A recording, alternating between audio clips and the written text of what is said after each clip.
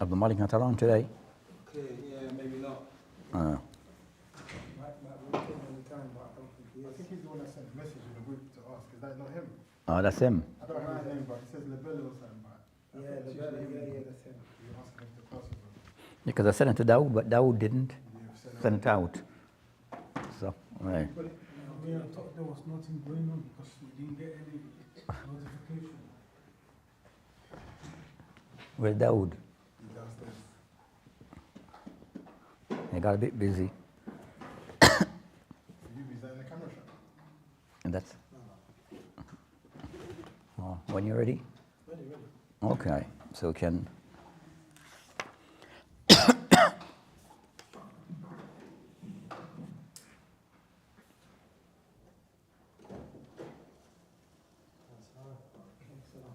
Can go? Alhamdulillah.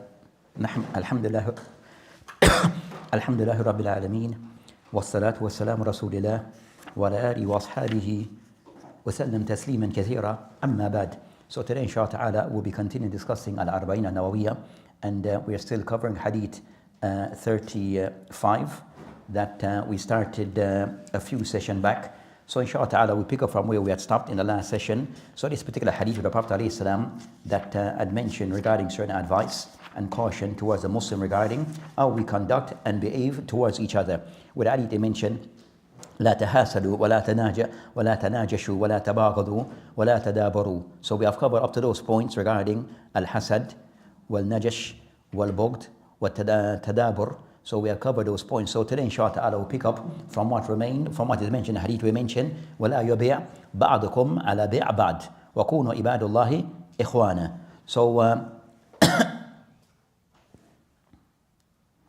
so in this particular one they mentioned ولا يبيع بعضكم على بيع بعض. So they mentioned regarding concern that of those things the Prophet ﷺ have cautioned a Muslim against, that a Muslim that competing with another Muslim in a sale, in a transaction. By way of it, they explain that a person buying of something and then it's been agreed upon between the purchaser and the buyer, then a third party which now to come in after they have agreed upon the sale.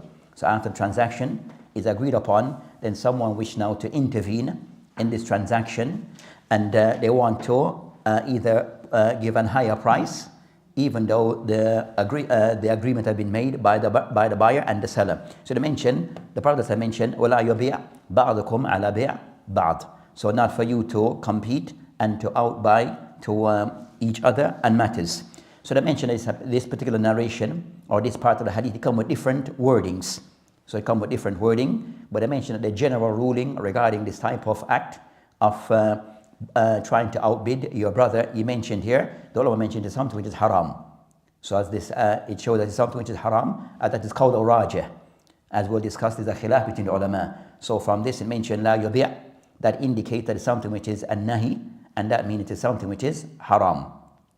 Then also we stated that you find several hadith that have somewhat given the same meaning. So you find several hadith that are given the same meaning regarding that for the Muslim not to try to outbid his brother. We mentioned the hadith of Abu Hurairah, the hadith of Ibn Umar, Uqba ibn Amir, and others who have given similar meaning of what is mentioned here. Where some hadith mention لا يبيع الرجل على بيع أخي ولا يخطب على خطبة أخي. So the Prophet ﷺ also in some narration mentioned that a person ولا يبيع الرجل, that a man should not try to outbid his brother in that purchase. And that riwayah, they mention also other narration, and you have other narration of the hadith. Al-mu'min, akhul mu'min. La yuhil lil-mu'min an yabta' ala bi' akhi. So it mentioned that a Muslim is a brother of a Muslim, and that the Muslim, it is not allowed for the Muslim that he tried to outbid his brother. So it said it's not, this is after the transaction have been agreed upon by both parties, then now someone now wish to intervene and to buy that item after being agreed upon, that for it to be sold. So with this matter that they mentioned, Ahmed wal Awzahi, that they state regarding concern to know that does this, that he mentioned لا يبيع بعضكم على بيع بعض, and some narration mentioned that لا يحل المؤمن أن يبتع على بيع أخيه. Is this hadith particular between two Muslims, or it extends to non-Muslim? So on this matter regarding this hadith, is specific towards this type of act of the Muslim outbidding another Muslim? Is it specific to the Muslim, or it is something which is only it is Allah, the same rule doesn't apply to a non-Muslim? So they mentioned Ahmed of the ulama that mentioned regarding that of the ulama mentioned that this hadith that this apply in particular between Muslims and not to non-Muslims. That's a view that is mentioned in Ahmed or Awzahi, that is a haqq of Muslim upon a Muslim, and this لا يساويه الكافر في ذلك, that this doesn't apply to a non-Muslim in this regards.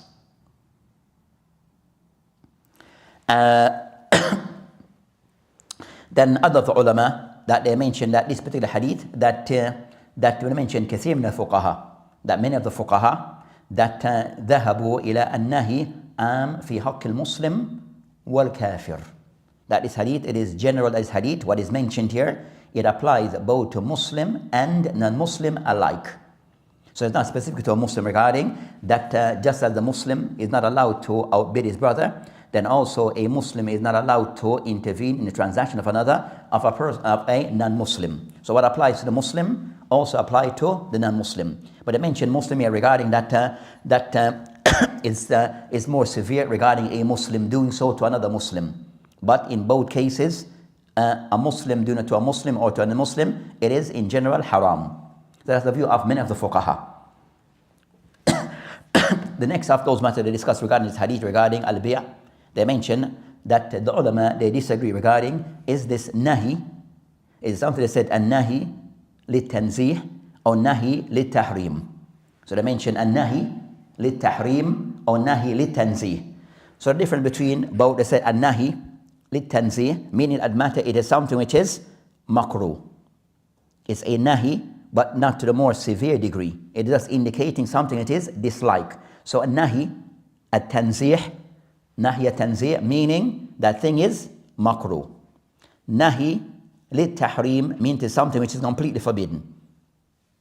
So sometimes the ulama they use these terminology, an-nahi lit-tahrim wa nahi lit-tanzih.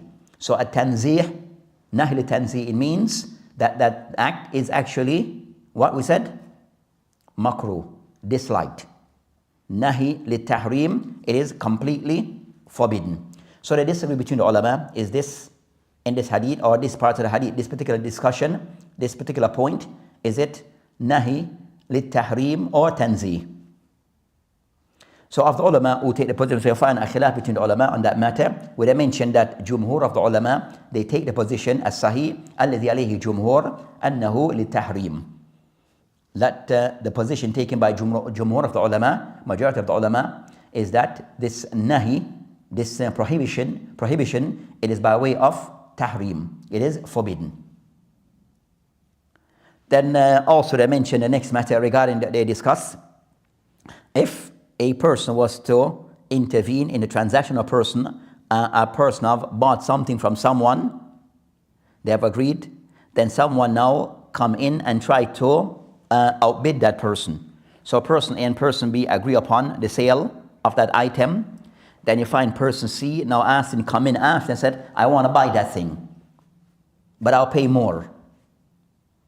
Now, if the person would have said, okay, that I'm going to sell it to person C. So the seller said, I'll sell it to person C. Is the transaction valid? So the other person came in late and they outbid the other guy. Is the transaction valid? Clear?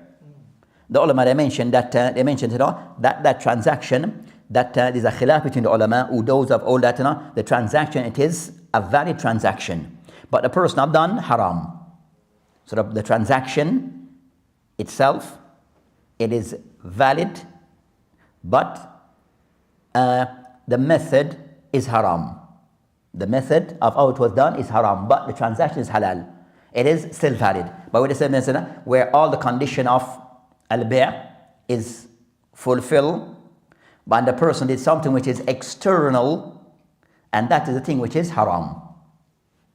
So as for the actual transaction, all the conditions are met, but that additional thing of the person coming in, and that the method that is something which is external, so the transaction is still ought to be valid, because all the condition of buyu, of al-bi' is fulfilled. This other matter is something which is external, kharij.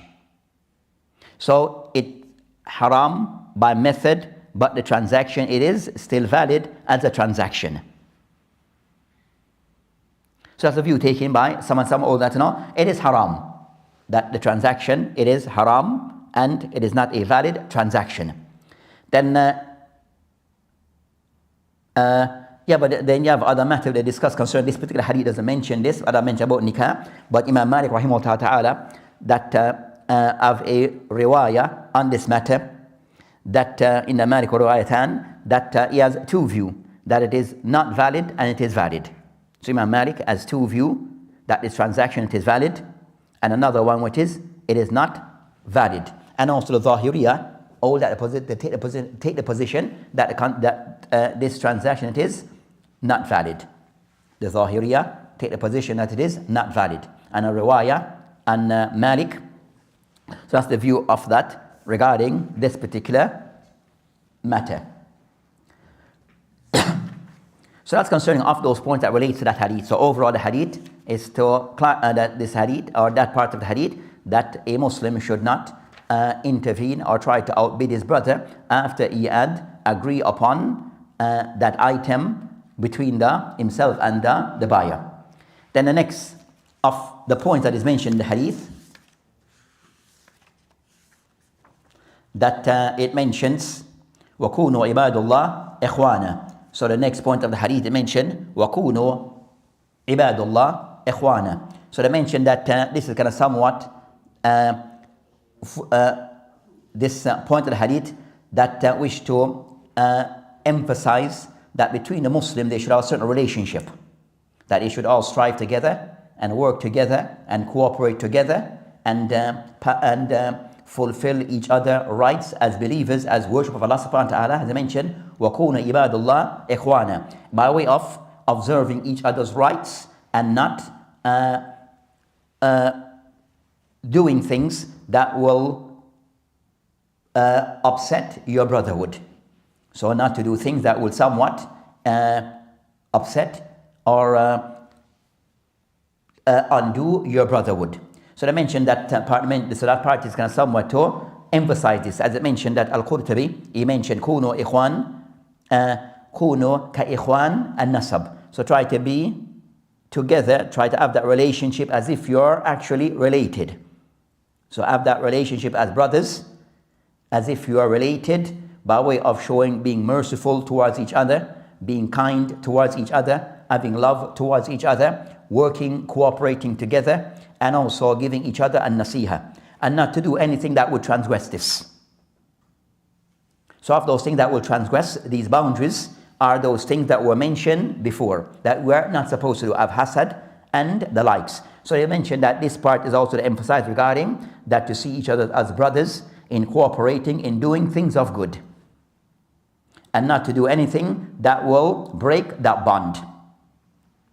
So they mentioned that, so show that there's hukuk between the Muslim that they should fulfill, and they mentioned these hukuk of the Muslim that they varies. Of those of the hukuk between the Muslims, ibtida as-salam wa raddu as-salam. So of those hukuk that between the Muslim giving each other salam and responding to the salam, tashmeet al-atis, that responding to the person who has sneezed, iyadatul marid, visiting the ill, tashyi' al-janaza, attending the person's janaza, ijabatul da'wa, that respond or accept the person's invite,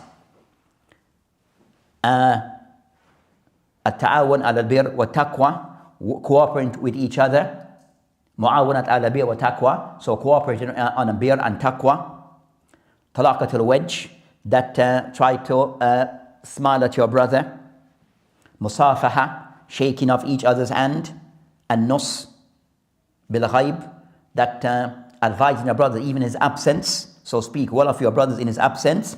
And I mentioned that and also giving of hadaya, and also al-badal and hadaya, giving each other things of gift. So, and also kind words. So speaking kind words to each other. So these are of those hukuk between the Muslims in general. So not to do anything. So can I try to maintain these hukuk that one Muslim should offer to another. And the mention after this mention, al-Muslim akhu al-Muslim. So the hadith then continue by stating, al-Muslim akhu al-Muslim, that the Muslim is a brother to another Muslim. So they mentioned that, as mentioned by Subhanahu wa ta'ala, إِنَّمَا الْمُؤْمِنُونَ إِخْوَةٌ إِنَّمَا الْمُؤْمِنُونَ إِخْوَةٌ. That indeed, as mentioned in Surah Al-Hujurat, verse 10, that indeed the believers are a brotherhood. So they mentioned this brotherhood is based upon things regarding ad-diniyya. So this brotherhood, it is brotherhood concerning akhu ad-diniyya, that is a brotherhood of religious obligation towards each other and rights towards each other, which is stronger than that of ukhuwa and nasab. Where this akhuwa ad-diniyya, that it goes beyond brotherhood, it is based upon principles of the deen. So they mention, and so they state also that what is expected from the Muslim towards another Muslim, that whatever good that he can offer to his brother and extend to his brother, he tries to fulfill those things.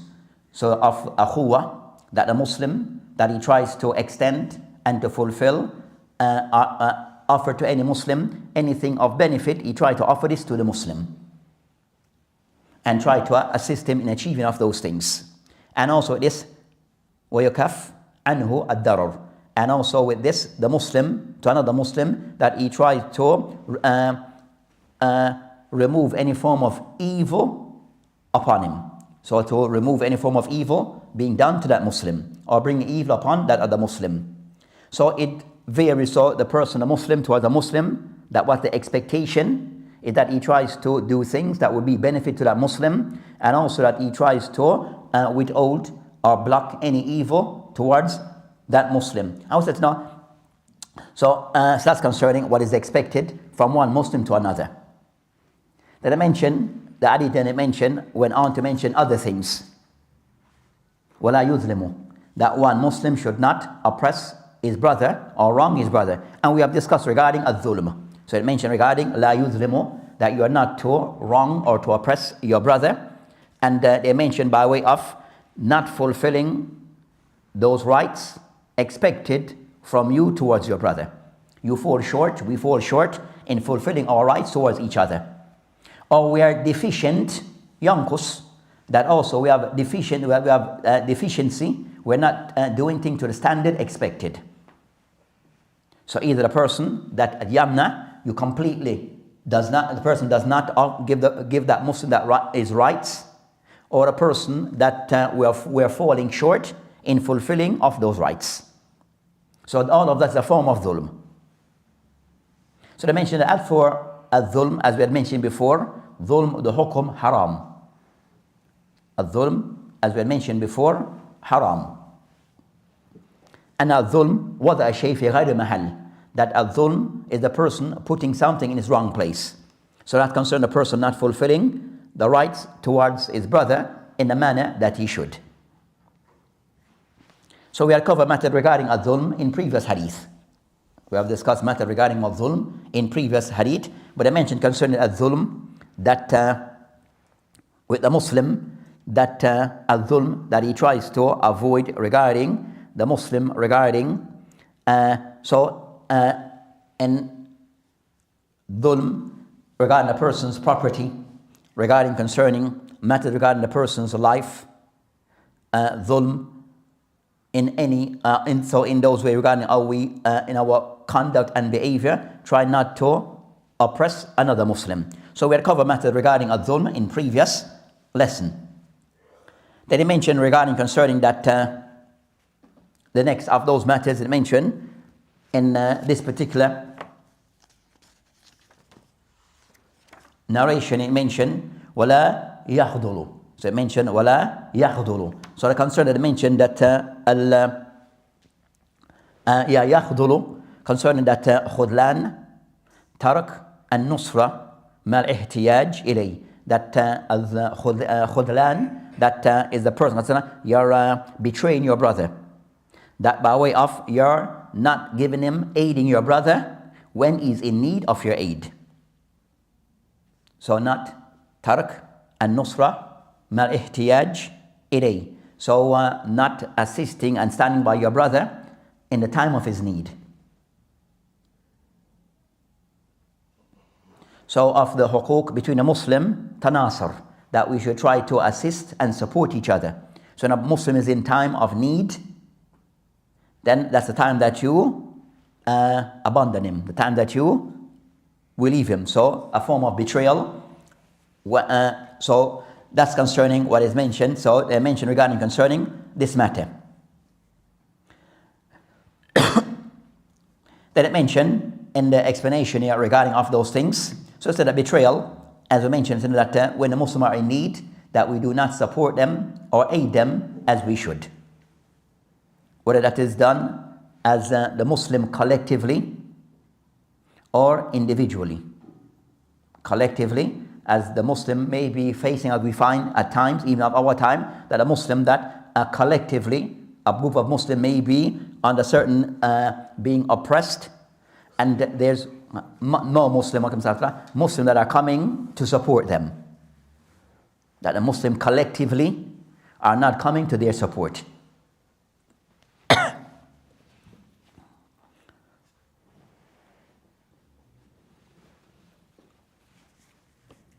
So that's concerning al-khudlan between a Muslim, that the Muslim should not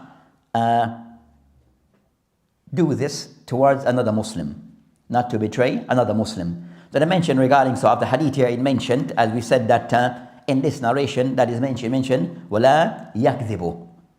And I mentioned, لَا يَكْذِبُ. So we mentioned that that particular wording is not the wording in Sahih Muslim. That most of that wording is in At-Tirmidhi. So the wordings, I've said this hadith have various wordings, but this particular wording, وَلَا يَكْذِبُ, is not a wording in Sahih Muslim as we had read before, but it is mentioned in this narration in Al-Arba'ina. So it's not that wording to be circles, and actually it's not a part of the hadith in Sahih Muslim, but that wording is found in other narrations. So some do of those who kind of somewhat went on to discuss this wording regarding as taken as a part of the hadith. Now, both said no, the correct version of this hadith, that this wording is not included, except that the what we have of Sahih Muslim, what I've reached regarding Sahih Muslim, that the print that we have, that they are incorrect. Now, because the Sahih Muslim and Bukhari and books of hadith, that they have what they call riwayat. So books of hadith, what they have is what they refer to as riwayat. So one book may have different riwayat. So you might, for example, Sahih Bukhari, Sahih Muslim and books of hadith, you have Al-Muwatta and the likes, you have different narrators who are narrating those hadith from the author. So Imam Bukhari wrote the book, but you have many other people, his students, who recorded from Bukhari. With me? So the book, most of hadith, you have like, let's say, riwayat, where many who are transmitters of that, of Sahih Bukhari, of Sahih Muslim, of Sahih, of other books of hadith, of Muwatta. So for example, Al-Muwatta of Imam Malik, that you have riwayat, different even said versions.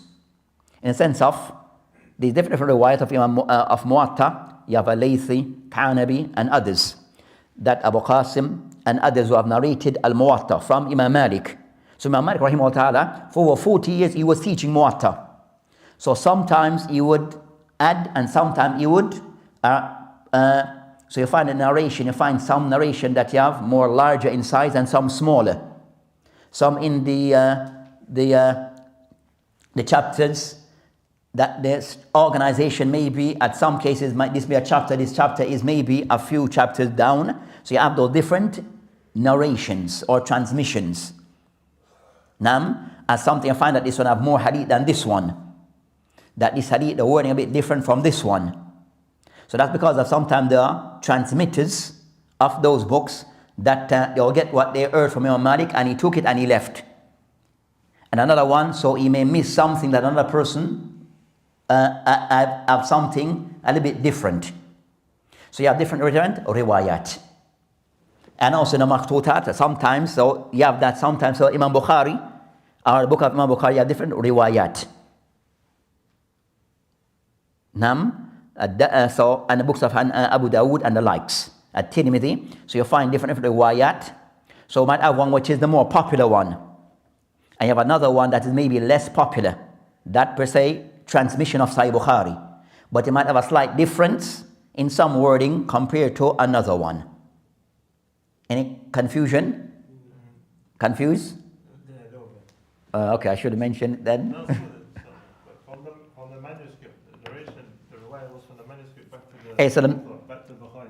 Hey, so we might so find that so riwayat, like Imam Bukhari may have, for example, 5 main riwayat. As an example. So you might have the one, so and each of those have different makhtutat. So those riwayat also they have manuscripts that goes with them. Yeah, you have multiple. So, for example, one riwayat, it may have that one may be the more famous of them. So it have many riwayat, so it have many copies.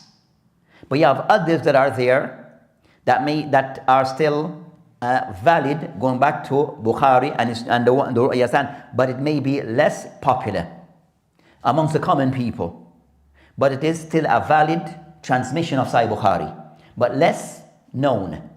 But also it have a slight little difference. Karima is a riwayat of Sahih Bukhari, but not that popular. You with me? So you have different riwayat, some that are more the standard riwayat, and have many narrations or manuscripts, and others that are still valid transmission of Sahih Bukhari, but maybe less popular. How many years would that end? Like from the manuscript to the time of Bukhari, rahimahullah, roughly how long? In manuscript at the time, from the time of Bukhari, because things that is the year, those years where a lot of stuff was done by manuscript. You understand? So Bukhari, they might find that his students, but you understand? So as they are needed, they are, we call it, recorded. So the old manuscripts. Yeah, they will be old. They are old stuff. You understand? But they have riwayat. You have also those manuscripts, also have a chain. Right? But you might find that manuscript in the 3rd century, 2nd century, 5th century. So every century you'll find riwayat. It may be in our time now because we start doing things of manuscript of, you understand, we have less. But 4th, 5th, you understand, Imam Ibn Hajar, you understand, they work with manuscript type of thing. So those things, except that, so it was still popular, then now less popular because of the way of print today. Last thing, the sanad, does it have to be checked the same way like Hadith or on the same street? And not to the same standard. Not to the same standard, but they would have isnad. So they understand. So, so they have isnad. So you also can check some of the narrators, so you understand from there. So check the isnad also. So the isnad of the riwayat, they also exist. So, so I said, no, it could be that we are mistaken. But for say, from what we have in print, that this word, wala yakzibu, is not inside Muslim. From what we have.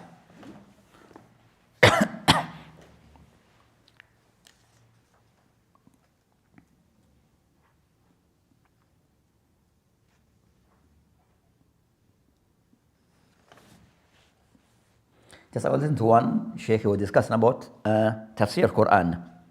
So also with tafsir Quran, that at times it's like the old books in tafsir, older books in tafsir, that of the thing that to verify, especially the person who's doing like the tahqiq of that book, who wants to edit, wants to verify and to check that book and to print that book, right? So a person, there's a book in tafsir, one of the more older books of tafsir, that a person now wants to print it and publish it, but also to edit that tafsir.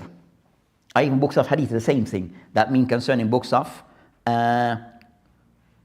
explanation of hadith. For example, the popular one of Fath al-Bari. So before I go to Fath al-Bari, so I said in that statement that the person, the Shaykh, he was saying in books of tafsir also the same, they have the same also principle as followed. If you want to edit and to print a book, a book of tafsir, of the older books in tafsir, that also the thing that you have to take into consideration, that riwayah that the person is working with. So the qira'ah that he's working with, so the people like in North Africa, their qira'at is what normally warsh. So you have to make sure that you may be working with a warsh qira'ah, but you think it is hafs, which is not the case.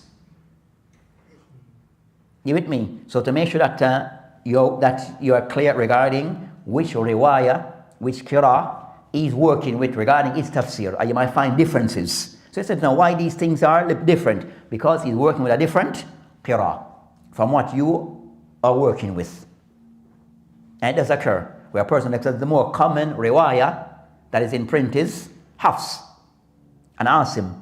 So sometimes they use them for every book of tafsir, which sometimes the older book, they're not working with Hafs. When you compared at that time, it was not doing Hafs. Huh? When you would have wrote that book. Yes, and what is working, for example, is from North Africa. So their qira'at normally is warsh. You understand? He's working with warsh, but you thinking he's working, but you are judging him with hafs. You understand? So you find that certain things a bit out. With me? So the same thing with hadith. So now also with Ibn Hajar, with Fath al-Bari. So Ibn Hajar rahimahullah ta'ala, when he wrote Fath al-Bari, what is mentioned, that if he didn't, what we have in print, and maybe in a print of Fath al-Bari, that he does explain the hadith, we don't mention the hadith. So in his original work, he just explained the hadith. We don't mention the hadith first and then explain it in portion. With me? He just explained the hadith. Bring the whole part, you understand? So, but the prints that came after, that they include the hadith with the explanation. For example, in discussing Bab Wudu, that it mentioned, for example, Imam Bukhari mentioned, for example, 3 hadith in that chapter. Right? Ibn Hajar just mentioned the hadith, just mentioned the part, it just explained. So we don't mention the hadith first, then start to explain. With me? So what they did, who printed later, they mentioned the hadith and then the explanation. But sometimes you might, when you check the explanation and the hadith, they're not in sequence. They're not in sequence. So either you understand, so, and you'll find that at times in Fath al-Bari. Because Ibn Hajar didn't mention the hadith, then after then started to mention, explain them after, he just went straight to the hadith. But those who printed Fath al-Bari, they printed, to make it Sahih Bukhari with Ibn Hajar with the explanation. So something you find that the hadith that is mentioned and the explanation, they are not in sequence. Because also, so you find sometime those things that a word that may be missing, or the wording is different from the hadith that is mentioned, or what is mentioned by Ibn Hajar, his wording is different. So sometimes you find those things. But that's a next matter. So with this matter, they discuss al-kadhib. So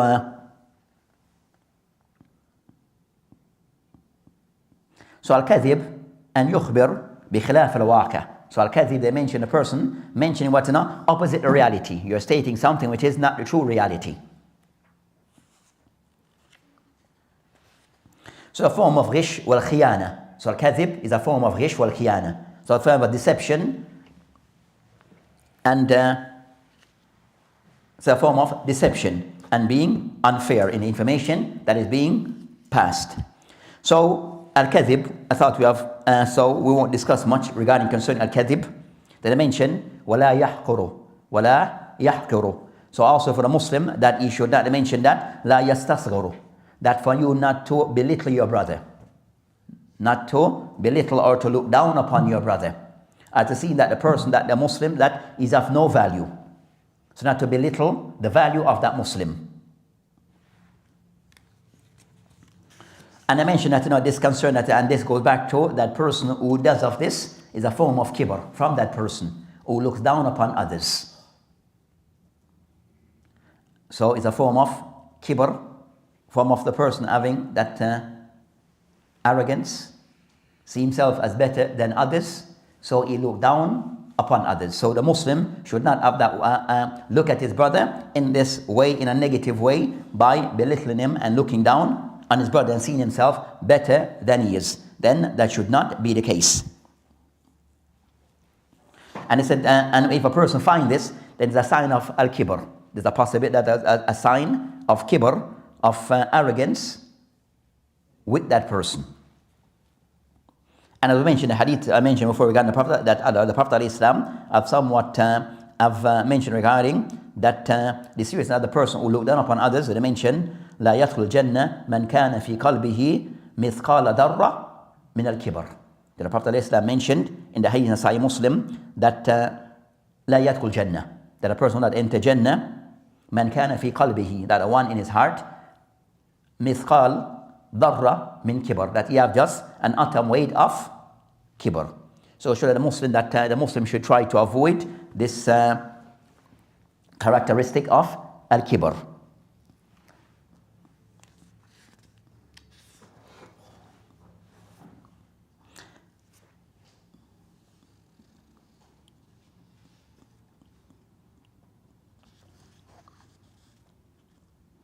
So they mentioned that, so that's concern of those things that is mentioned. The Muslim should not look down upon another Muslim or belittle another Muslim. They mentioned the hadith, وَالتَّقْوَى هَاهُنَا. They mentioned التَّقْوَى هَاهُنَا. That taqwa, and they mentioned that is here. Then mentioned regarding concern as for taqwa, that the place of taqwa to be discussed or to be mentioned, that what is meant concern is the هَاهُنَا, that pointing to the heart, that taqwa, that the place of taqwa is in the heart. Mahalla taqwa, that it goes back to something which is in the heart of the person. So it's something which is internal, but also a taqwa, so something that goes back that goes to the heart, to the sadr or to the qalb of the person. But also it manifests in the person's jawarih wal lisan, that it manifests in the person a taqwa, that it manifests in the person's behavior, his actions, and also his way of how he speaks. So taqwa, it manifests externally by how the person behave, conduct himself, the person's the actions of the person, and also the person's way of speech. It manifests in those ways. And also by way of the person, and also the person's belief. Also, at taqwa, it helps to shape the person's belief. So they mentioned at taqwa, as we had mentioned before, that haqiqat taqwa, the reality of taqwa, that ittiqa, adhab, that a person that he tries to avoid things of punishment, bifil al-ma'mur, that by the person doing those things that are required from him, wa ijtinab al-mahdhur, and to avoid thing which is haram. So taqwa, the essence of taqwa, it goes back to the person doing that which is required from them, as outlined by Islam and the Sharia, and also the person he avoids those things that are forbidden, as outlined in the Sharia. That is a taqwa in a nutshell. So that is the taqwa in brief. So taqwa requires that a person implementing the Sharia by carrying out those things which is upon him, whether those things is wajib or mustahab or mubah, and also for the person to leave away those things which are forbidden.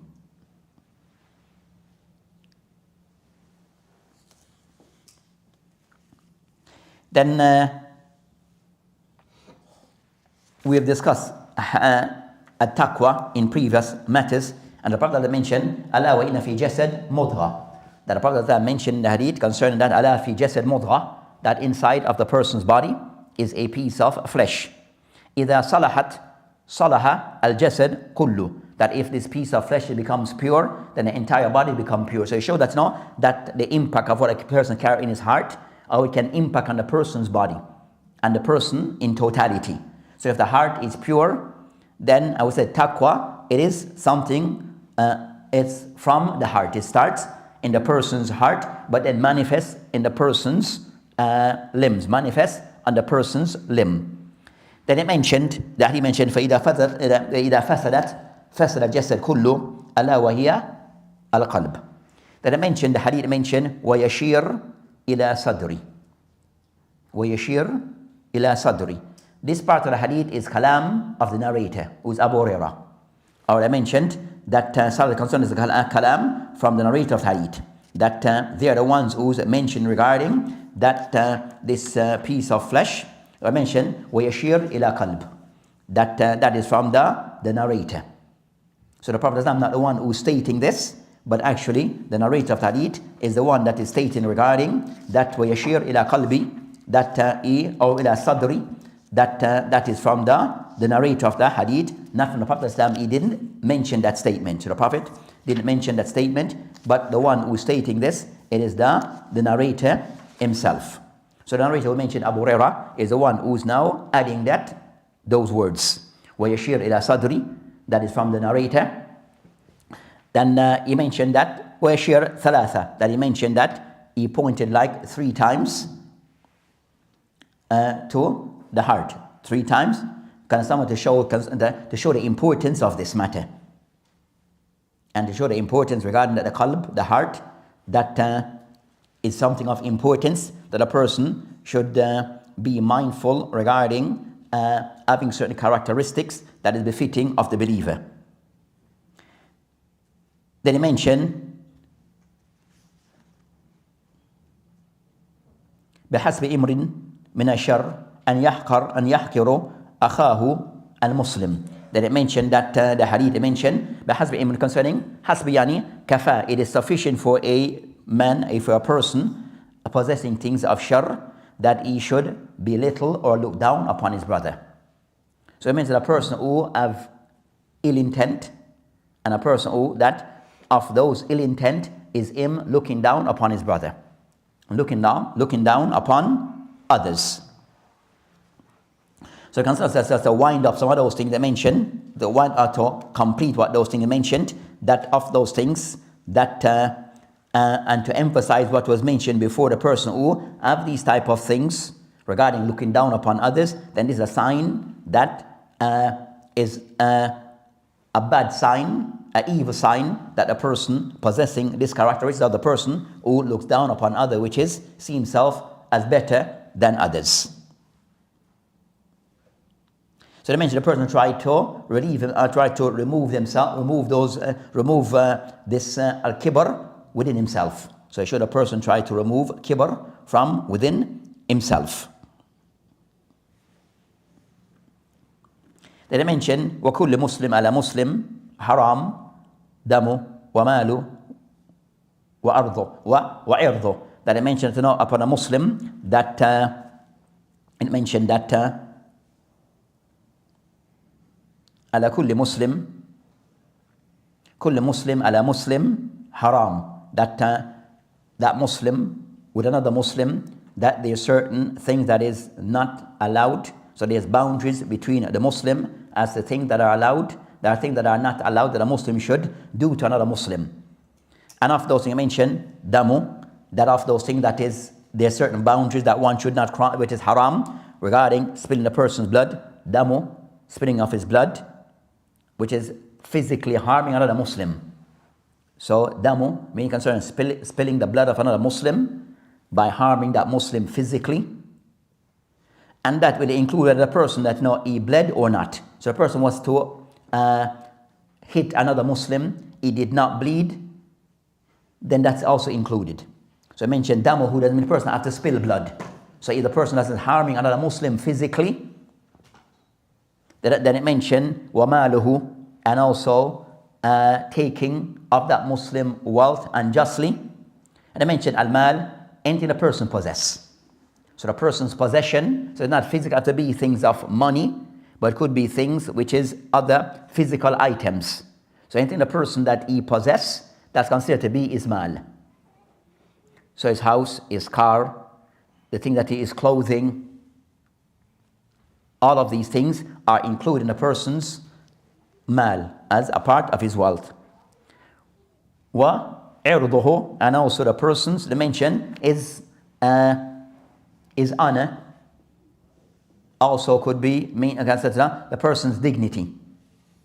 So to honor the Muslim, so not to attack the person regarding concerning the person's honor, false accusation and the likes. So not to dishonor the Muslim by throwing false accusation against him or her. So the personal lineage and honor, those things that one should respect, and not to transgress those boundaries regarding falling into haram in those areas. So those are the things that he mentioned regarding this particular hadith. So this hadith, it mentioned these points or these things that a Muslim should try to avoid, as this go against akhuwa, goes against brotherhood. We mentioned al-hasad, also an-najash, business transaction, tabaghud, having malice and hatred towards each other, tadabur, al-hajar, turning your backs against your brother. Also al-bi' ba'dukum ala bi' ba'd, not to try to outbid each other after transaction has been made. وَكُونُوا عِبَادُ اللَّهِ إِخْوَانًا, rather you should try to all to being good brothers between yourself. Al-Muslim akhu al-Muslim, that comes down to reinforce what was mentioned before. So the Muslim, to be aware and always be mindful that is a Muslim, a brother to another Muslim, and by this there's huquq between each other. لا يظلم ولا يخذل ولا يكذب ولا يحقر التقوى ها هنا. Then I mentioned ويشير إلى صدره ثلاث مرات. So as mentioned tonight, that part of the hadith is the statement of the narrator. Then I mentioned بحسب من الشر أن يحقر أخاه المسلم. So the person that anyone who can somewhat belittle another Muslim, look down upon another Muslim, then that's an indication or indicator that there's something that is wrong with us. كل مسلم على مسلم, that I mentioned the overall thing, the overall theme. كل مسلم على مسلم haram, that there's boundaries between a Muslim. And of those boundaries that we should not overstep. Damu, harming another Muslim physically. Maluhu, is possession, not to take them unjustly. So that means even business transaction, as well, even with by way of business transaction, not kind of somewhat to try to deceive the Muslim regarding transaction and take his wealth unjustly. وَعِرْضُهُ, and also the person's dignity and reputation. So the person's reputation, his honor, his name, not to throw accusation against a person that are unfounded, that are of no basis. So attacking another Muslim honor, then also that is, those things are haram.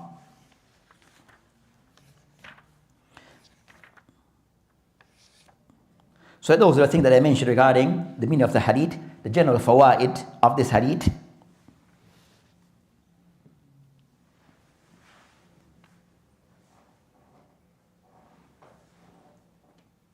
That I mentioned regarding concern of this hadith, that of fiqh dawah, that the da'i and a person involved in dawah, as this applies to general Muslim, but also more so regarding the person who is said to be the da'i, or the person that are involved in doing Islamic service, that even more so for them to be mindful of these things. So those who are involved in the dawah or involved in Islamic activities and service, that they are trying to serve Islam and the Muslim, that even for more so for them to be mindful of these things. No hasad, as these things sometimes come between brothers and sisters. So al-hasad, tadabur, al-bughd. So try to avoid of these things coming and things that can lead to this. And also you find that people who are in the same of the Muslim trying to take the means necessary not to fall into these things towards another Muslim.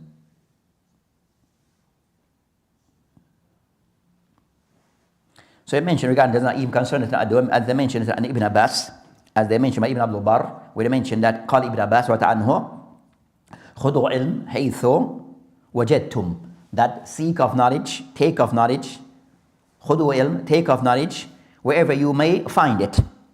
ولا تقبلوا قول الفقهاء بعضهم في بعض, and not to accept the statements of the warning of the fuqaha between themselves, the dispute between the fuqaha between themselves. So one person, one against another. Then be careful in this manner.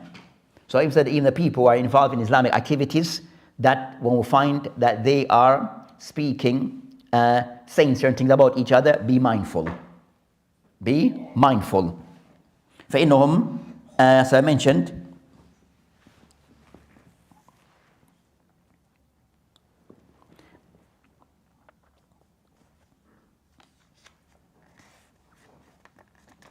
also from the hadith, it shows regarding that these sifat that I mentioned, are most of them that are something said to be haram, and also things that the Muslim should seek to avoid.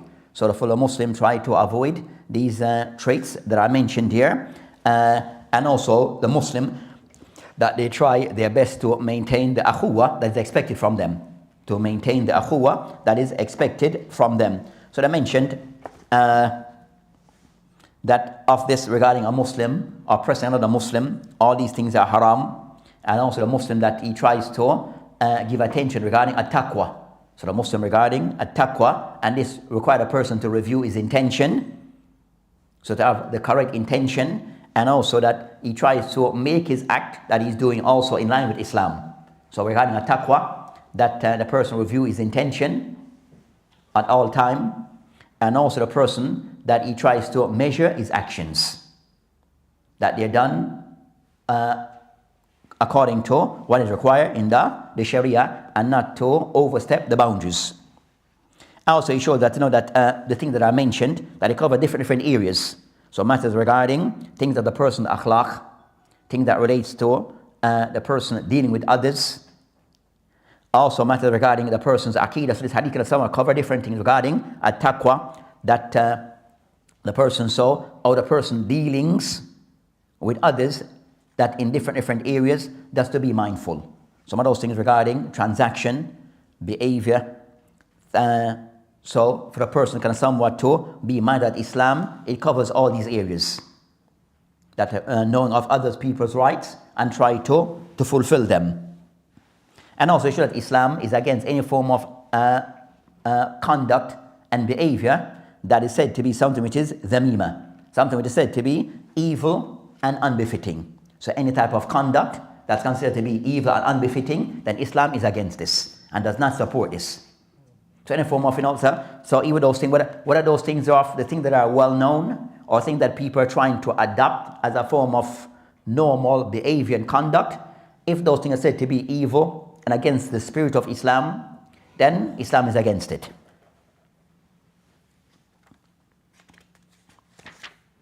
So those are, and show that a Muslim that regarding his conduct and his behavior and his dealing with others, that's to be more mindful. That's to be more mindful regarding how he deals with others. So that inshallah ta'ala will end this particular hadith. We'll end this hadith. And inshallah ta'ala that next week we'll continue with the hadith that follows, which is hadith السادس وثلاثون.